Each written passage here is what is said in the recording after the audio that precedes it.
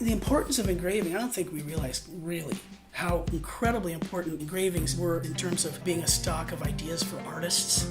All across Europe by the time Callot was working, artists like Rembrandt certainly owned Lucas van Leyden prints, he owned Callot's, he owned a vast array of prints. Two of Callot's mentors had really effective collections of prints that Callot could look at, and especially that reproductive engraving, that's how they're getting those ideas.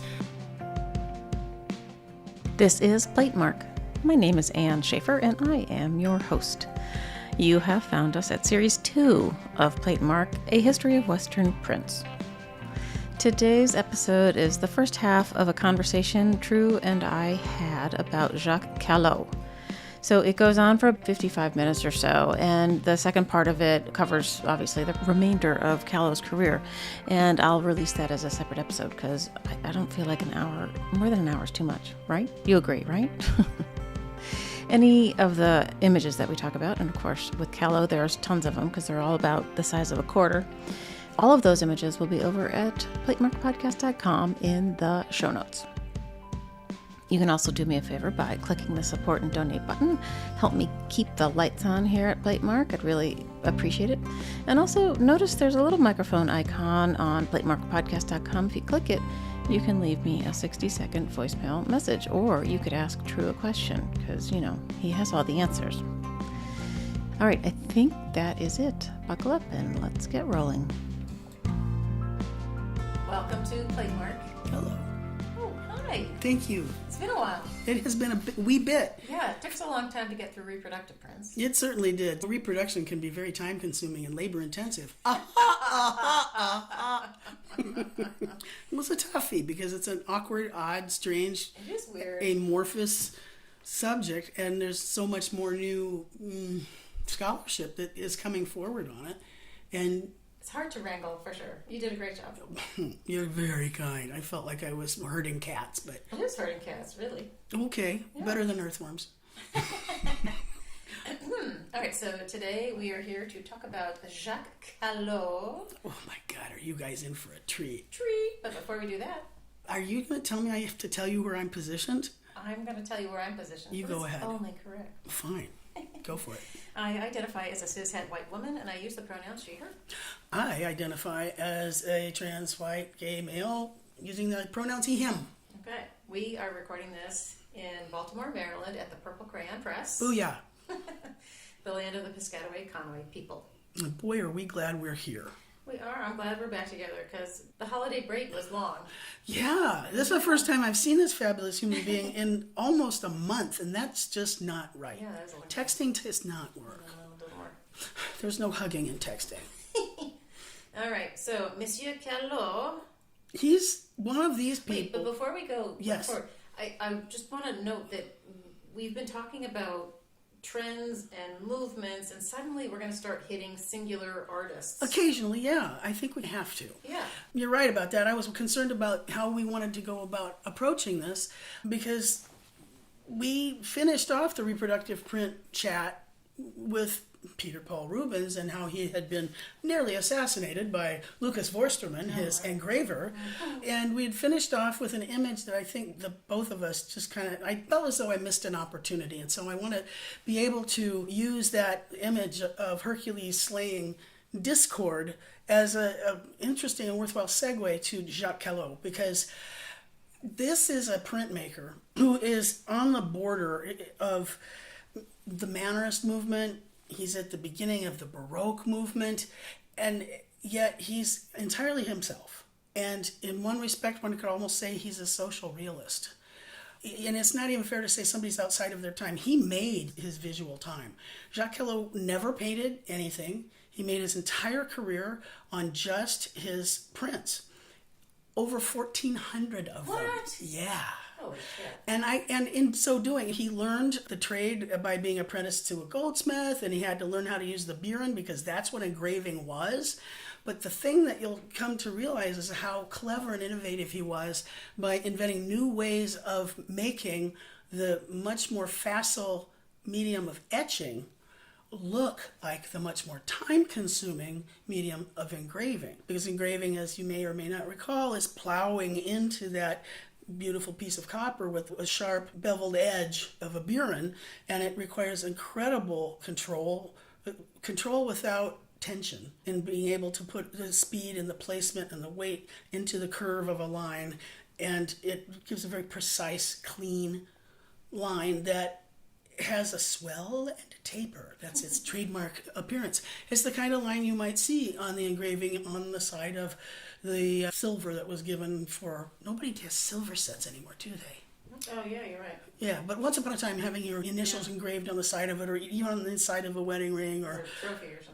Exactly. But Callot had also studied with somebody named Parigi in Italy and learned some of the subtleties of etching, and then invented a new tool, which we'll talk about in a little bit, which made it possible for him to create the swells and the tapers with the line he was scribing into the super hard ground that he himself had adapted for etching. It was much harder than the kind that you've been able to experiment with me. The ones that we use generally, like a ball ground in a print shop, it's mixed with a tar-like substance, asphaltum, some people say wax, but his had a mastic that was much harder, so he could scribe into it and would hold the sharpness of his line extremely well. And why was he faking engraving? Well, thank you for asking that.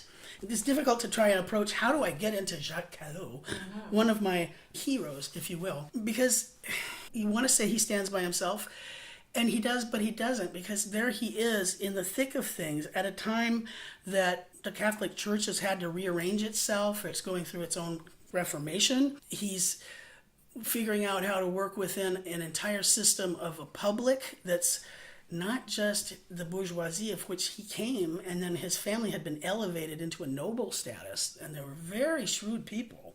But then he also worked and had a very courtier-like attitude and was respected for how he behaved when he worked for the Medici family down in Florence. But where's he from? Thank you for asking that, because in one respect, let's put Mr. Callot, who was born in 1592 and died in 1635 at the ripe age of only 43, which is pretty tragic, really. He died of, more than likely, an ulcer, a stomach ulcer, or cancer of the stomach. There's a fascinating biography that was written by Howard Daniel that really puts it in perspective beautifully. But let's put him in the time and place. He was growing up in the Duchy of Nancy. I don't want to say Nancy, but I don't want to sound like an Iowan when I say Nancy, Nancy. Nancy, which was an independent duchy, which was right between France and the Holy Roman Empire that was being run by the Habsburg family, which included most of the Germanies and Spain, of course, and Italy. And so it's rife with a religious conflict, and Callot is in this independent duchy that is actually Catholic itself. But when you read about this guy and you think about how artists have to adapt to the times in which they live, this is a perfect case in point, because the Duchy of Lorraine is where he was born, and he was born at a time of great, as Mr. Daniel says, economic and political crisis. And it's reflected in the kinds of images he makes. And I wanted to just share this one paragraph with you. This period saw a drop in general production and a decline in commerce. At the same time, there was a steady and continuous rise in the price of all commodities. On top of this, Europe was stricken by a resurgence of epidemic diseases of a particular virulence. Phenomenally cold weather was largely responsible for recurrent famines, particularly in France. Let's just think about what we're dealing with right now. Fucked up economy, and the prices of everything are going up and up, and we have a pestilence that we don't understand, and the weather's been fucked up because of climate change. And it's not that different. And then there's this whole concept of the religious fractiousness. You have one side that can't tolerate the other, and there's going to be all kinds of wars. You can't even maybe get somebody elected to be the Speaker of the House, for God's sake. It's just bigger. It's amazing how the more things change, the more they stay the same.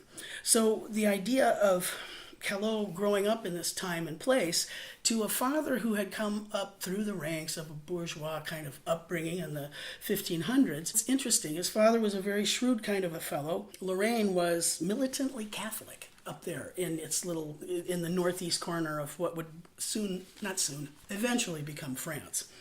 But his father had positioned himself well in the court. Here's part of what I have for years given the story, which may or may not be true, it turns out, that his parents wanted him to be a part of the clergy, and Callot went, screw that, and he ran off to Italy.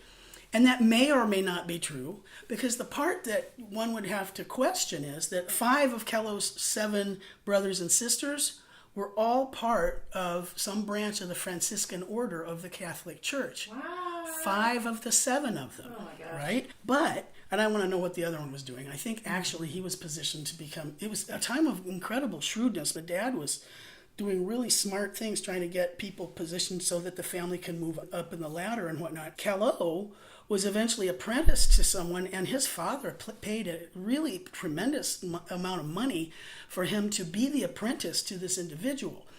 No dad is going to pay that kind of college tuition to send somebody to learn if they don't believe in it at all. But at the same time, Callot is very Catholic, apparently. That's what the literature says. So the other thing that I think is fascinating is understanding that Lorraine, the Duchy of Lorraine, was being run by the Duke, Charles III, who had a 63-year reign, and he died in 1608. Callot's grandfather had been working for Duke Charles III, and then his son, Jean, was also subsequently, because his dad had been working for them, became a part of the corps of archers for the Duke. And then some years later, he became the herald of the court. A herald, like somebody that's like a crier that does like pronounce like... Prince Charles has had a baby. Yeah. A court herald. Yeah. And he was an organizer of some functions. Eventually, he rose further and further up the ranks and was more a part of the courtly life. And he was actually able to do these duties tax-free. He became so well enmeshed in the court that he didn't have to pay taxes. Oh, boy. And he was still a part of the bourgeoisie, but now he was a part of the noble bourgeoisie. So he had worked his way up through into a nobility status, like a Mr. Little sub-noble kind of a guy. This is Callot's dad. And eventually became an organizer of festivals and pageants and all kinds of activities that were... He was the Noble Cruise Director? Yeah, yeah, which is pretty wild. So dad has been working for Duke Charles III. Charles III dies in 1608. His son, Duke Henry II, takes over, and he does a wonderful job continuing the father's desire to have Lorraine be full of great arts and that kind of thing. Even though it was the backwater, they're really trying to bring up the arts, and they're using the arts as many would in the early Baroque era, and certainly in the high Baroque era, of anything the arts can do to elevate the status of the nobility in that area is really what it's about. You're supposed to show your wealth and show how good you are and how smart you are. And so those kinds of festivals are tremendously important. Eventually, this is a very snarky little line, Duke Henry II, son of Charles III, reigned for a period of 16 reasonably peaceful and uneventful years. His successor, Charles IV, was a nephew of Henry who married Henry's daughter. In a particularly troubled time, Charles IV was not a particularly able ruler, and his political intrigues led to the invasion of Lorraine and the occupation of Nancy in 1633 by, and this is where our high point of Callot's career is, it was invaded by Richelieu and Louis XIII of France. Oh. So you can see this arc of the family rising through the ranks, a time of decent ruling, and then some kind of limp next heir coming through, doing a crappy-ass job. It's all in the family. So by the time, it's kind of like shirt sleeves to shirt sleeves in 3 generations thing. It's just the grandfather has done such a good job, and then the next generation does even better, and then the son of them or the next inheritor, it takes it back down. And it's tragic to see how that'll work that way. So with Charles IV, things go down the toilet, and that is all part of this time of the 30 Years' War. Okay, you got your 100 Years' War, you got your 30 Years' War. How do you keep all of those? I know, right. So the 30 Years' War is the one that's going to be really important to Jacques Callot's story. And that is essentially 1618 to 1648, and that is concluded with the Treaty of Westphalia, and that is actually the same 30 Years' War that I want you to start thinking about how that relates completely to Peter Paul Rubens and to Rembrandt. All of those same activities. These guys are all Republic, right? They're all essentially peers, but they're taking the Baroque and doing what they have to with their artwork in their very different ways. Rembrandt resolutely in a Protestant part of the world. Peter Paul Rubens, resolutely part of the Catholic Counter-Reformation. And if you think about how do you elevate the status of the aristocracy, let's think about the cycle of 24 paintings that Rubens did of Marie de Medici, right? And he contracted to do that, and he said, I'll get it done in 4 years flat, and he did. It's just, these artists are working their way through. And actually, Callot is not that far off from the dates of Caravaggio. It's such a burgeoning time. I know. We always do Callot so much later than all the rest. I know. He's right in the He's mix. absolutely in the thick of it. Yeah. And so towards the end of this, I'm going to make you start to realize that Rubens and Velázquez and Callot are all talking about the same thing. It's just when you start to really connect the time dots. And I know in your world and on the lists that we worked from when we were teaching history of prints, it's like, well, those are in those boxes over there, and that's it comes out for the. Well, he's French, and this is the first French artist. He's not French though. I know he's air quotes French because remember the Duchy of Lorraine was independent and it wasn't French at the time. All right. But he gets lumped in with the Frenchies. He does. But that's because Goya, he's in his own zone. If you think about Goya, who is is he a neoclassical artist? Is he a Rococo artist? Sometimes he is when he's designing all those tapestries for the rich people. But is he a romantic artist? Oh yeah, when he's doing pictures of Saturn biting the head off of one of his kids. But he's just this rich organism unto himself that produces all kinds of change. And that's what Callot does too with his 1,400 plus etchings. In this very roundabout way, I'm trying to get us to a point where we realize that Callot is coming from a time where his father, through shrewd family positioning, has gotten his kids into good spots with the Franciscan order, with the Catholic Church, and his son Callot. He's come to realize you're going to apprentice to a goldsmith, and eventually he'll actually pay for him to do an apprenticeship with Thomason, an engraver down in Florence.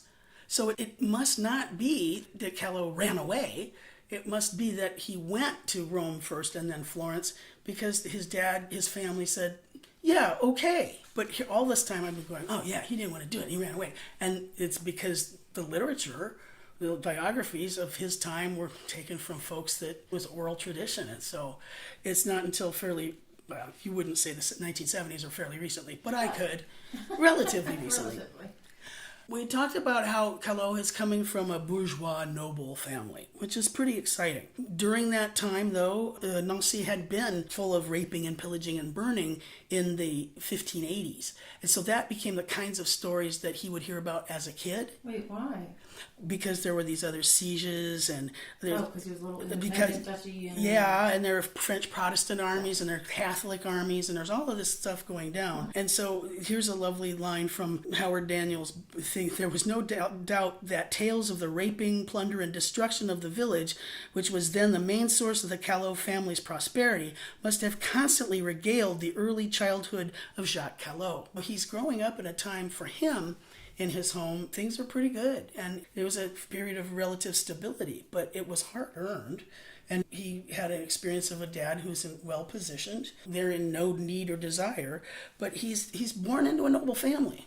Essentially a prosperous family. Not a noble family, a family that had managed to ennoble themselves, which I think is remarkable. And having spent time seeing the kinds of fêtes, the kinds of activities that his dad would have organized, then that's the kind of thing that he would have been excited about. Now, let's think about what happens when Charles III, his dad's patron that he's working for, dies in 1608. Okay, so what happens to Dad? Okay, what are we going to do? This is really an interesting thing.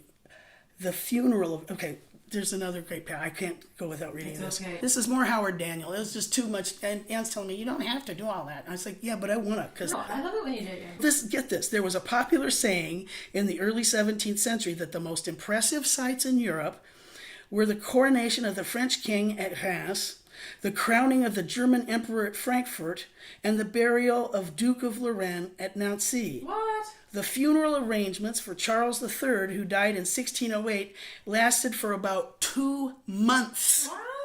and were directed by Callot's father. Whoa.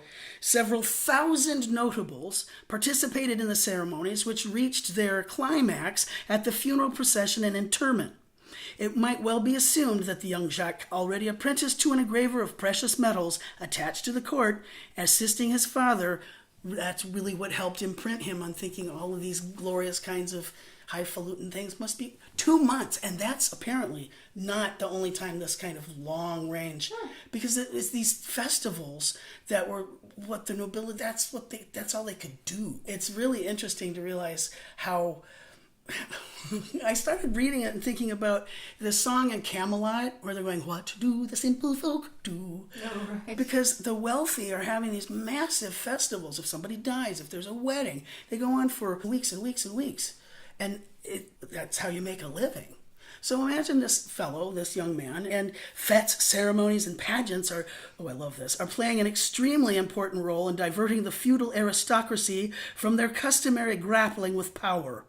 In a sense, they served as a sort of opium to the upper classes. Oh. It makes sense. Huh. Yeah. It's not that different from now, if you really think about it.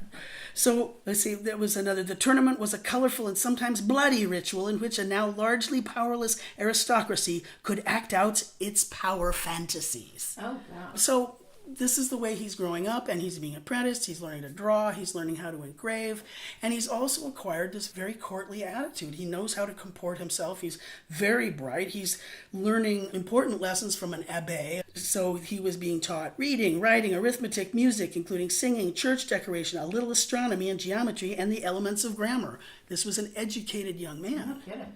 And so he's at 14 or 15, he's been apprenticed with a court jeweler or goldsmith, and that's when he's learning engraving. That's what they're doing on gold. But it's Callot who is going to switch things up for himself, as you will see in a little tiny bit. So the very first image I'm showing Anne is a marvelous portrait of Jacques Callot, Jacobus Callot, calcographicus aquaforti non sei in Lotharingia. Okay, he's somebody who draws in aquaforti. What's that? Etching. Yeah, strong water. He's from, and Nancy was part of Lotharingia at the time. Oh, okay. All right.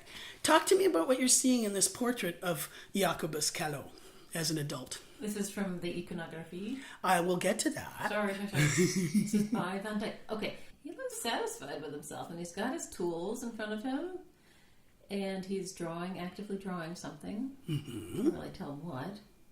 It's interesting when you look at the kind of tools. He's got a straight edge and an architect's scribe and perhaps an inkwell. It could be that he's even holding an eschoppe. If you look very carefully there, you can see a coat of arms on the piece of paper that's right in front of him. Why, if I didn't know better, I'd say those are the Medici balls. Oh. That's the Medici coat of arms right there. Oh. He had worked for Cosimo down in Florence for a long time. So the nod to Cosimo? Oh, yeah, to the Medici family. Another big event in the life of Callot was the marriage of Marie de Medici to Henry of France. But all of these important marriages are all part of it, too. And so he was aware of these things. So talk to me about, I think of printmakers, and what is your vision of a printmaker, please? It's not a satin ruffled gown with a gigantic lace collar, for sure. Exactly. My apron doesn't exactly have a lace collar to it, nor a lovely golden chain with some kind of important medallion and a fine coiffure. And if I look at he's got a little Van Dyck. I was going to say, can you see what kind of a mustache and lovely little goatee he has? It's a Van Dyck, which is adorable considering this portrait was drawn and etched by Van Dyck. Correct. Mm-hmm. And the thing I was trying to tie that to was that, again, putting him in the moment with Van Dyck and Rubens, that Van Dyck had created this etching of the head of him, but then he would hand it off to an engraver. And so for me to be able to get across the point that the etching is like handwriting, and it's nice and fluid and autographic, that's why we call it like an autograph. But the engraving is a much stiffer, harder kind of an activity. And so when we spoke last, we had talked about in the reproductive print, we talked about Van Dyck, and we talked about how he was the prize pupil of Rubens and had created this iconography, which was this huge bevy of portraits, etched / engraved portraits of great artists, architects, and minds of his time. And that's as big as the first biographies of artists. Do you remember who wrote those? That would be Vasari. Correct. And now they're star power, right? Put pictures with these guys. We don't even have to tell their stories. You can see how fantastic they are right off the bat. So if we take a look at the Callot, you can get a sense of the freshness of the etching on the face by Van Dyck, but then you can really start looking at the background and how it was systematically engraved, and it's all parallel and perfect, and of course the letters at the bottom were obviously engraved. But the finery of this etcher, who made an incredible career as a printmaker, as big as the big boys. And if you think about how we talked about how the Baroque era is about superlatives, and it has the biggest and the brightest and the best and the loudest, and he can make things look enormous in the tiniest little area. He's making etchings, but he's showing us such a vast amount of space in a space that might be 3 by 7 inches.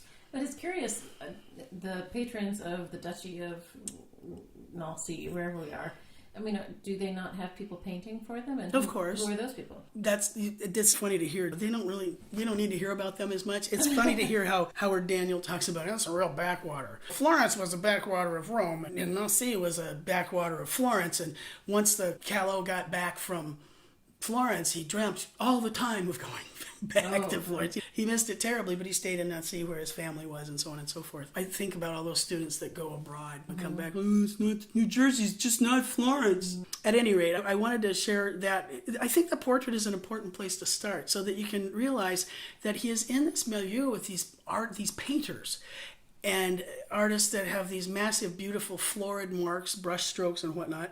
And he is, with a burin or with an etching needle, as facile and virtuosic with line as Rubens is with a brush stroke, as the beautiful florid kinds of marks that he makes. Another thing I wanted to point out, when we finished that last episode on reproductive prints, and we talked about how Rubens took a very active part in how his printmakers were, his woodcutter, Christopher Jaeger, or poor Vorsterman, who was doing the engraving of his fine paintings, he was really observing that very carefully. And I think Anne and I, we looked at this, and I want you to repeat to me what your initial intent was of what's your first takeaway of seeing this image of Hercules triumphant over Discord? What's happening in this image? It's this sort of older gentleman with a giant club about to beat up a woman who I took many times looking at to recognize as a woman.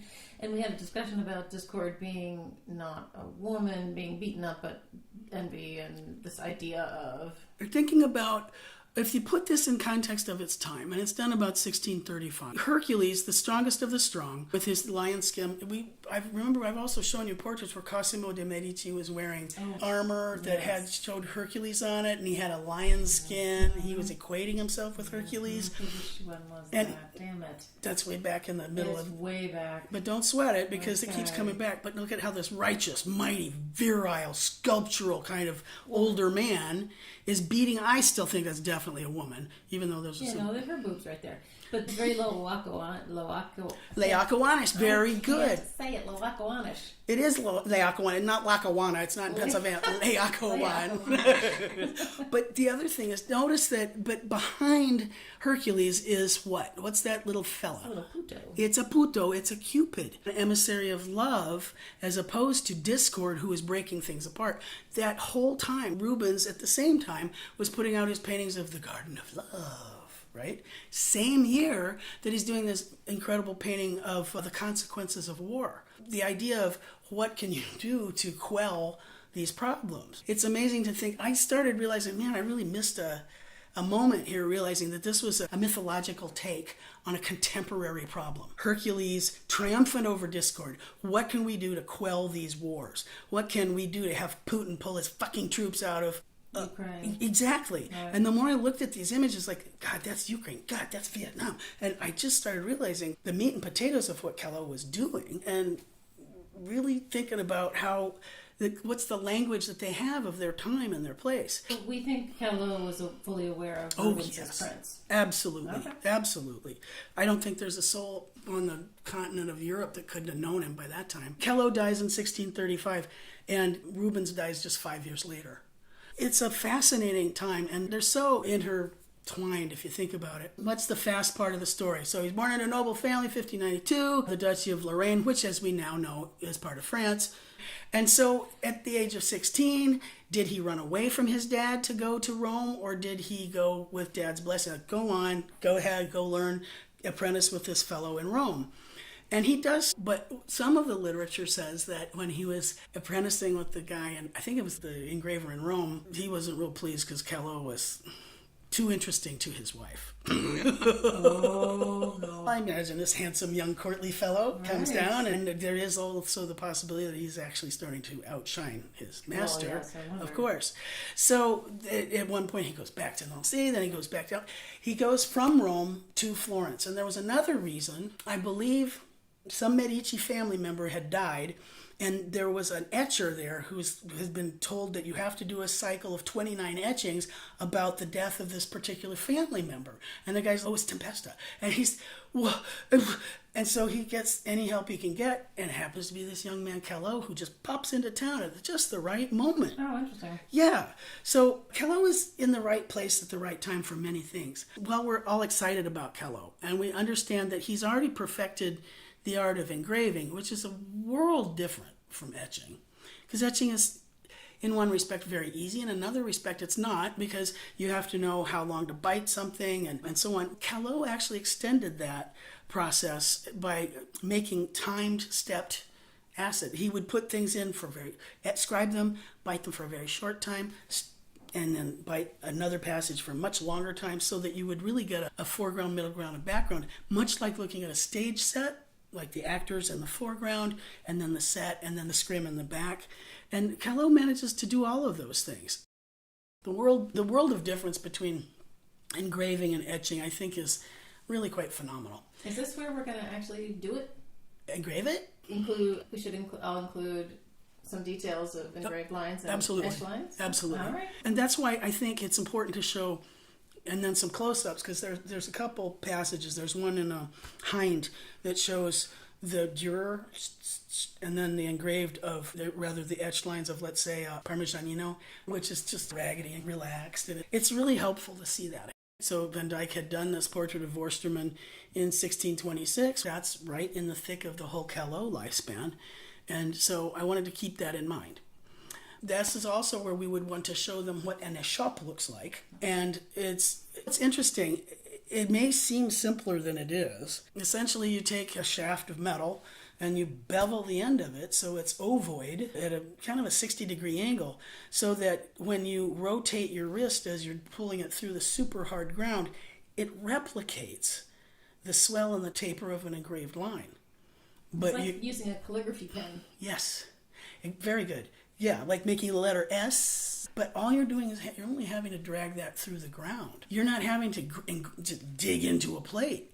And so if you get facile enough, it's almost like a John Singer Sargent kind of facility, and you get that good, but you let the chemicals do the work. The amount of work, the prints that you can create, that's why you went 1,400, right, because he could etch them, right? But they look like engravings, which of course were highly prized. The importance of engraving, I don't think we realized really how incredibly important prints were in engravings in terms of being a stock of ideas for artists. All across Europe, by the time Callot is working, artists like Rembrandt certainly owned Lucas van Leyden prints, he owned Callot's, he owned a vast array of prints. Two of Callot's mentors had really effective collections of prints that Callot could look at. And engraving, especially that reproductive engraving, that's how they're getting those ideas. So you have this new way of, he's figuring it out, how to make the one thing look like another. And the reason he's doing it is because he feels that he can get higher prices for those prints in that style? Or I would think that's got to be part of it. It must be. I think it absolutely has to be a part of it. And you know what he can do is he can get those, this is the worst. I'm showing Anne an astonishing print. I would give my left arm to see this one. I really would. Yeah, I've never seen this one either. The fan, it's ridiculous. Done after 1619. Now this is done when he's down in Florence, and it was one of these huge entertainments that was created for the Grand Duke Cosimo II Medici, because the rich need to have their play dates, because otherwise life is too boring. And what are you seeing here? Just talk to me about this. It's not really a fan shape, it's a fan shape vignette-esque frame that little people are sitting on and looking through and into a much lighter, retreating atmospheric landscape where there's tons and tons of people and lots of stuff going on a lake, maybe. And then it recedes further and further into the background, and there are fireworks. Oh, yeah, there they are. And all kinds of crazy activities. And so you can totally see the foreground, middle ground, background. And in the foreground, why is it shaped this way? This is the most ridiculous part. What it shows is this festival, which was a battle between, it was a staged battle between two different guilds in Florence. One is the Weavers Guild and one is the Dyers Guild. And they're having this staged battle, pretending to have a war, and with the fireworks and all of this. And it was held on the River Arno on July 25th, 1619. The etching was created to be pasted onto the fans that the people that could go to that could take home as souvenirs. Oh my. And if you really look at it, it also even says on it, the Battle of blah, blah, blah, blah, blah. It says it right there. You can see these wonderful grotesque faces. Yeah, the grotesques are great. And that's purely imagined. Look how incredibly sculptural, three-dimensional, melting griffin face in the foreground. It's a stunning image. But there's something else about when Callot gets to Florence, because he learns even more. He gets to study... Are those two different color inks? No. What? It's just one color. And that's the beauty of this. I love the fact you're like, what? Because it's one color ink, but why does it look like different colors of ink? Why? Think about it. Because the middle ground lines are so much lighter, and the lines in the far back are so much lighter. Right. They're whispering. But even between one of these foreground figures that's holding a telescope and the swoop on the architectural surround look like a different shade of... Because those look like they're engraved, and they're bitten in way deeper, so they carry way more ink. And you just said a magical word. I did. The figure holding a what? Telescope. Huh. I wonder... We haven't seen one of those yet. No, we hadn't, but isn't it interesting that Galileo was working in the court of Cosimo de' Medici at the time? And Callot actually had lessons on certain aspects of science and vision. Yeah, and vision. Oh. And so if you think about it, he's engraved a figure of a person looking at the events through a telescope. Every time you look at a Callot print, you go, how the hell did he manage to see all that? Do you suppose he was using a telescope? And finally I'm like, okay, this is like the poof, total face palm head slap thing. It's like, duh! Because you said aerial perspective, which it totally is. Right. Things seem to, it just... Off. They just wash away into the distance. And this is the clue right there. It is just right there. The story's being told to us. Isn't that a marvelous thing? Mm-hmm. So he's watching those with the telescope, which had been recently invented. As we know, it's our boy Galileo who had gotten into a little bit of trouble looking at those spots on the moon and saying, eventually he'd get in some trouble with the church and so on and so forth. Because the Earth isn't flat? And yeah, God isn't. Is that what the problem was? Copernicus certainly did. Oh, Copernicus, right. Copernicus said that in 1543. Oh my God, how do you remember that? Because it's the same year that this came out. I see. Okay, people. Everyone needs a friend like Trip. I'm sorry. But isn't it gorgeous? Look at it. I get a little excited. It just tells you everything right there. I finally like, oh, for duh. And that's why I got so stoked about this. So Callot goes down to Florence after he'd left. So many artists had gone down to Rome. Like Poussin had even gone to Rome. Let's go learn some stuff. Let's go to Rome and look at the antiques. And Callot gets there, he's like, and he kind of has this reason to go to Florence. And now he's starting to work for the Duke de' Medici, and that's pretty exciting. Let's see, what else was I going to tell you? I don't have to talk about the Mannerists now, do I? But let's see, if you look at some of his work, you'll start to see Mannerism is still playing in there too. All right, so let's see. This one also, the fan is 9 by 12 or something. It's pretty good size. Although there are bigger Callots. There are, but wait, here. I got this little gift for you, Miss Ann. Oh my. So there's a link that I'll put in the show notes that allows you to see way in. If you think about the size of this thing, look at the difference in these lines. Yeah. Look how wide they are and how much ink they carry. And even at the scale of these figures, it suddenly started to make so much sense to me. Like, of course, Rembrandt really knew Callot's work. He loved it.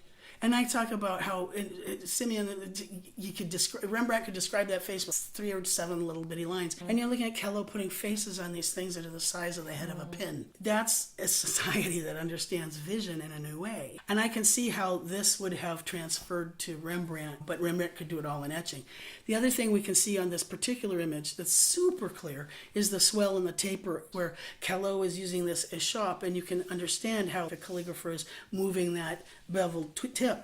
Now, we've had students, many a student for our History of Prints finals, do Callots, and we'll probably have to chit-chat about that. But this is Tres Scrumpe, okay? That means a good thing. Also notice how he silhouettes, or in the chiaroscuro of the foreground figures, he's using the thing that maybe Giotto had really started with. We're standing behind the figures that with their backs to us watching this event. Right. This is clearly an artist who is doing stagecraft. There's an operatic way of showing all of this greater, wider world. And I just adore this image. It's so ridiculous. It's so prodigally beautiful, you know.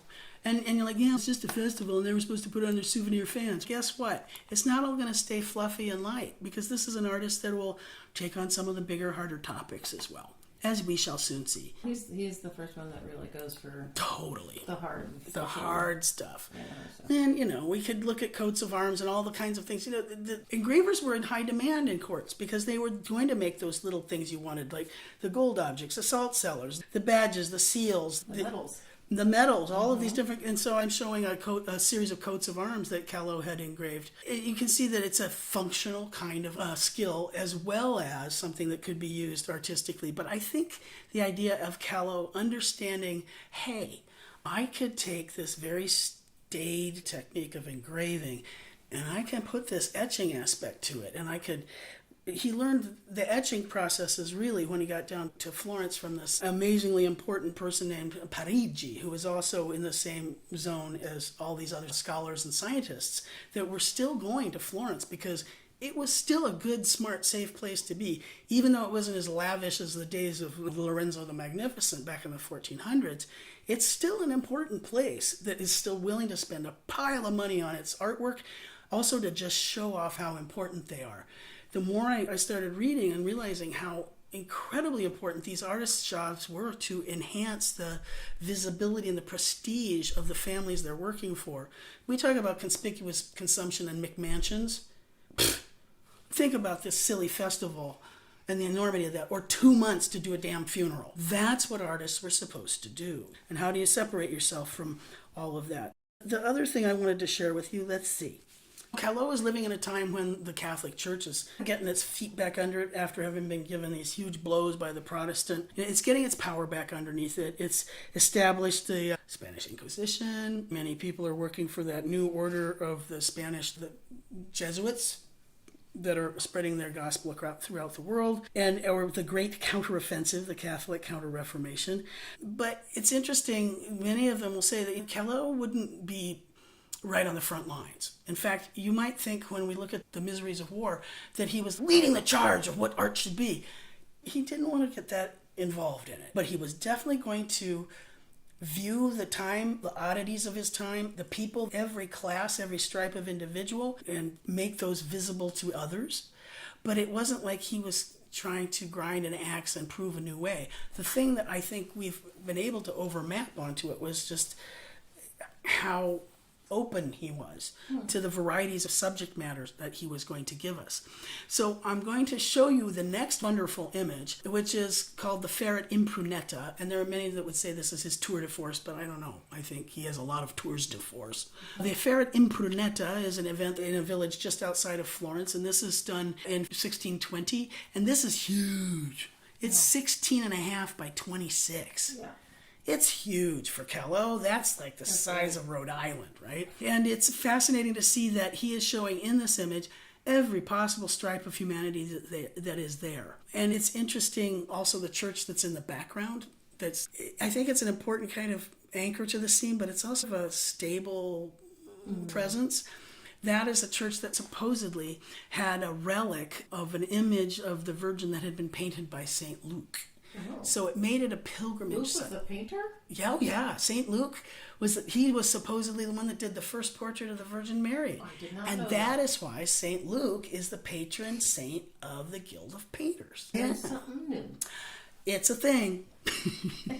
But we have the church here, but we also have all kinds of other things happening. Now, I'm going to just put Ann on the spot and say, what are you noticing? Anything you want to share with your listeners? Yeah, sure. It's very much set up in the way that we've come to expect from him, which is that there's a front, sort of darkened proscenium front of stage. Like a repertoire element. There you go. Something that pushes everything back. That was somebody in my graduate seminar. It's a repertoire. I never would have used that term. Yeah, but I It's not suddenly supposed to realized be it's there. confusing. It's pushing everything out. Yeah.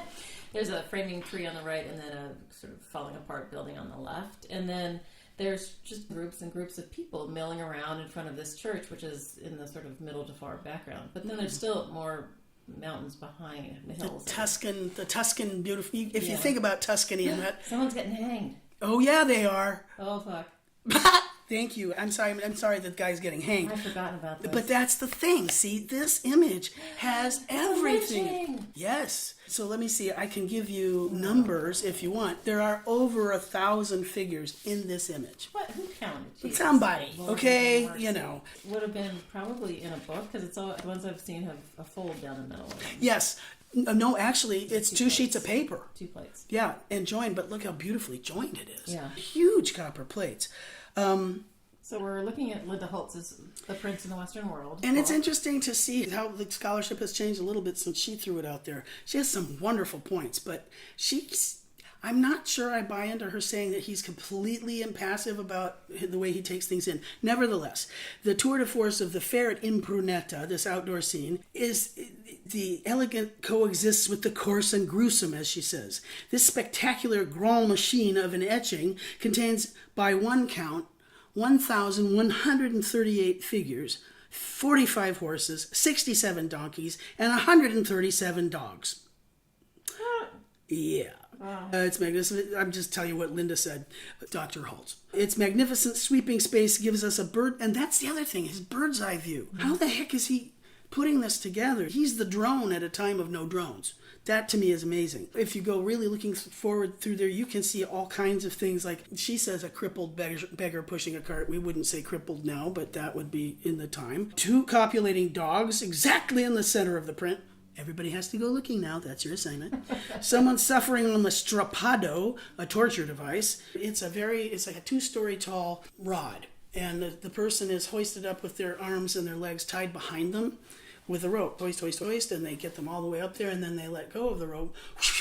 And then yank on it just before they hit the ground, which of course dislocates the hips and the shoulders and the elbows. And it's a horrible way of being punished. And it's not the only time that Callot is going to show these kinds of things. And a hanging, because some of the crowd is going, hey, look, there's an event. Somebody's getting hung or drawn and quartered.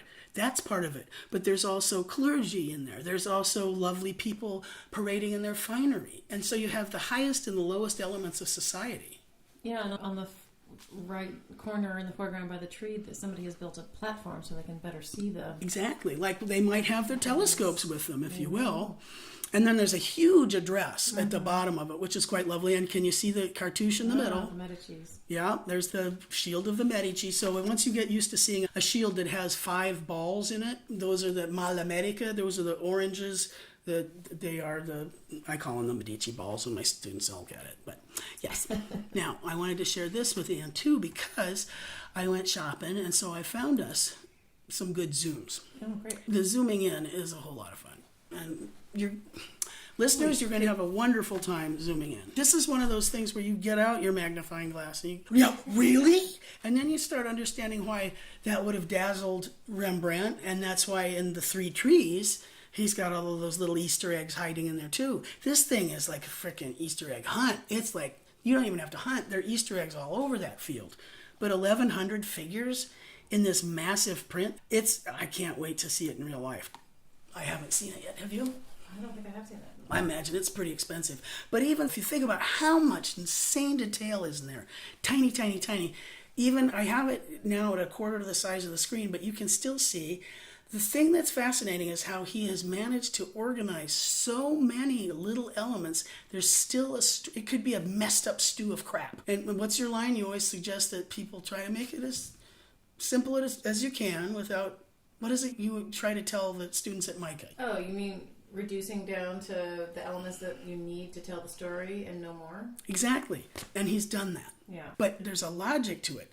And I think in some respects you could almost say it is mannerist in the way that it's got this centripetal force, and you can either like zero down into the church, or it feels like it's expanding out. But there's so much activity in there, and these elegant long figures and all of these pathway, he leads you right into it. This is a very British landscape Yeah. convention later on. Exactly. Leads you right back in the lower left. And you can pretend it's a river, and it's so stunning, really. And so the people could almost seem like they were groupings of trees, but then you realize, oh my God, each of those are little tiny people. It's just phenomenal. I can't wait to have you folks enjoy the link to being able to zoom in on it. So that is something from about 1620, and while he's still in Florence working for the Medici, he does a series, several series actually. One of them, one of the earliest ones, everybody calls it the Gobi, G-O-B-I. The translation, really, it's quite, can you say it with your French accent, frontispiece from... Derrière, figure, gobi, suite appelée aussi les bossus, les pygmies, that's weird, les nains grotesques. Various hunchbacked figures, the hunchbacks, the pygmies, and the grotesque dwarfs. Oy. 1616 to 1622. And it's 19 little people plus a gorgeous frontispiece. And just so I don't want you to think that it's going to be something you can't manage. It's a whopping 2 3/8 inch high by 3 3/8 inch. Each plate is the size of a credit card. Yeah. Okay. And it's a single figure on each with just a hint of a ground they're standing on, but nothing in the back. And a lot of negative space. Yeah. Which is wonderful because, look, okay, the frontispiece. Did you hear this? This is great. See, here it says, escudo. Actually, what this tells you is that he did do these in Nancy when he got back home. He made many little sketches and he could do them. I think that's I miss it. But on the frontispiece of these various figures of dwarves by Jacopo Callot of Firenze, and he saw them in the year 1616. Describe what he's given us on the frontispiece. There's the central figure upon whose coat, the underside of his coat is where the words are, but the coat tails are being held up by other people. He's squatting with his bum hanging out. I assume he's about to defecate. Although somebody's checking that. There's somebody who's checking his hole. Crack. His crack. And then there's a hunchbacky guy on the right that has a peg leg, as it were. A grotesque, wonderful face. Yes, and there are lots of grotesques there. And here's a wonderful opportunity to see that marvelous line that he's using his eschoppe to create. Do you see how he's made that look like an engraving? Yes, Engravings are well respected and highly regarded and very collectible. And it's just the cross contour in this guy's bum is quite remarkable. It's hilarious. Now, you might say, why is he doing a series on hunchbacks? This is the 17th century, and hunchbacks, the people with dwarfism, anybody with a bodily difference, was really quite interesting and remarkable. And later in this little slideshow, I actually include a piece of Velázquez Las Meninas, because dwarves and hunchbacks were part of the court. And they were special, interesting individuals, and people wanted to collect those unique and odd parts of life. We've got marvelous Gobi, and we'll talk about the positions. It's really fun to be able to see them just on each of these. It's an image where you can see them all lined up, and to me, it doesn't look like film stills. Yes, for sure. It's almost like you can see them rotating, but each one has a huge gut, one has a stumpy leg, they have different masks and faces, they have these elaborate different kinds of bodies. With instruments and swords. All kinds of marvelous things. The one that was always a big hit in class, because this is the one that Linda Holtz included in her book, is this rotund little fellow. And I don't know if the students realized that this was a person with dwarfism, but you see this gorgeous cross contour that creates the rotundity of this little buddy, and he's cute, isn't he cute? He is cute. And I remember Corey Cohn, for one. I had several. Aaron Womack made this. Corey Cohn made one. And I loaned my eschoppe to somebody to do it. I think it was Womack that made her eschoppe out of a dowel and stuck a piece of coat hanger in there and beveled the end of it. And presto, she had an eschoppe and did a really respectable job of it. And then Corey Cohn said, I had loaned him mine, and he was an AV guy who was also a computer god, but he was also a painter. And he took history of prints. He was so much fun to have in class. But he said it was like trying to tame a Mustang that was leaping out of. He did just as careful as he could to make these parallel lines, rotating each of them. If you think about the scale of this thing and the care that it took, and it's like ice skating. It's like you have to put that weight in just the right place to get this marvelous turn, and it's strangely beautiful. I can just see how these series would have been phenomenally popular. One of these gobi was this little guy with a super droopy, has a fat apron, kind of a gut that's hanging down over his legs. I just want to see what Anne thinks about this little guy. He does have this strange pendulous belly, and he's got this kind of, not a witch hat, but a cross between a witch hat and a pilgrim's hat. With a gorgeous sort of pheasant feather, yeah. Yeah, and he's got a little Van Dyke on. Oh, is that possibly a self-portrait? What? It's possible that that's a self-portrait. Oh, There's a how do you couple, figure? because the literature says that he includes his face in it in a couple different places. And then when you look at images, he does a couple other self-portraits, and it's always got the little Van Dyke. Oh, and interesting. Yeah, I can see it. Look at that face. That's unlike. It does look a bit like his portrait. Very winsome. Yeah. It's just so beautifully done. So the Gobi is one series that he does, and it's just way too much fun. Sorry, everybody. That's where I'm going to cut it off. We're about to run into the next series, which is, 25 prints or something, and it just seemed like a good place to stop. So you will have to wait for the conclusion of our episode on Jacques Callot the next time. I won't make you wait too long, I promise. Thank you, as always, to True for being my SME, the subject matter expert. He does a fabulous job, but you all know that. And a thank you, as always, to Michael Diamond for the use of his original music.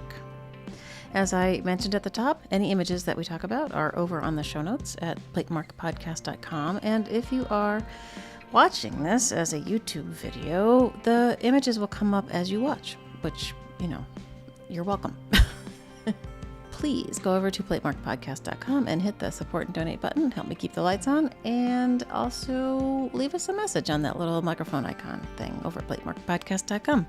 You could leave us a 60-second voicemail, ask us a question, or, just tell us what you think. Okay, I think that's it. We will see you next time.